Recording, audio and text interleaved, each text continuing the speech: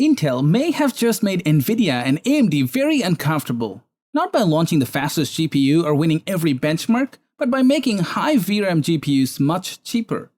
For years, getting serious GPU memory meant choosing between paying Nvidia prices, gambling on AMD's software, or settling for less VRAM. Now Intel has entered with Arc Pro B50 and B70, and the pricing story has changed.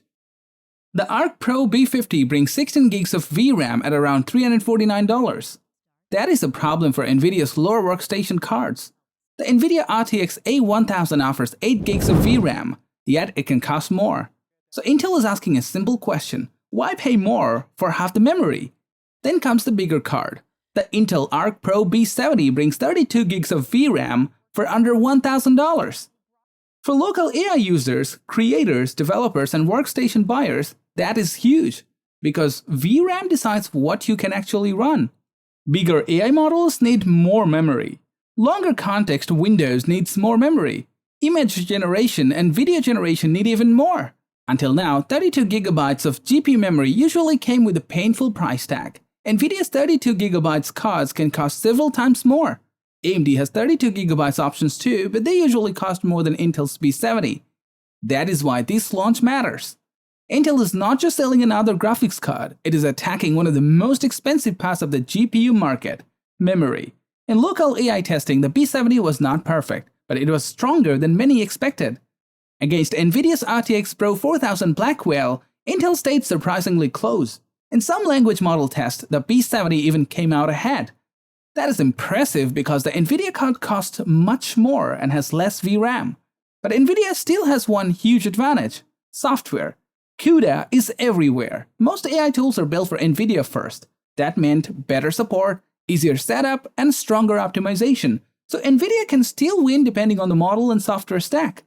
But if Intel is close enough while costing much less, Nvidia's pricing becomes harder to defend. AMD faces a different challenge.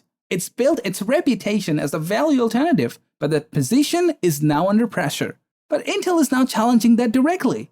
The Radeon AI Pro R9700 also has 32 gigs of VRAM. On paper, it looks strong, but in several local AI tests, Intel's B70 performed better. The issue is not always hardware, it is software. ROCm has improved, but it still does not feel as universal as CUDA. If Intel can offer strong AI performance for less money, AMD loses part of its value story. That is what makes these Arc Pro cards so interesting. Intel does not need to win every category. It just needs enough performance, more VRAM, and a better price. The B50 gives budget workstation users 16 GB without a huge cost, and the B70 gives local AI builders 32 GB without luxury GPU pricing. Use multiple V70 cards and things get even more interesting. 4 B70s can offer 128 GB of total VRAM. That does not mean every model runs 4 times faster. Multi-GPU setups can be tricky. Smaller models may not scale well. But for larger models, bigger context, and serious local AI workloads, that much VRAM opens new doors. And that is Intel's real strategy. Not just speed, but access, more memory for less money. Professional GPU features at lower prices. Local AI hardware more people can actually consider. Nvidia still has the strongest ecosystem, and AMD still has powerful hardware. But Intel has made one thing very clear: GPU memory has been too expensive for too long. The Arc Pro B50 and B70 do not make Nvidia or AMD irrelevant, but they do make their pricing look uncomfortable. Intel did not need to create the perfect GPU, it just needed to make the competition look overpriced.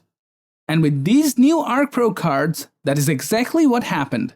Subscribe for more tech breakdowns, like the video, and comment which GPU you would choose for local AI, Intel, Nvidia, or AMD.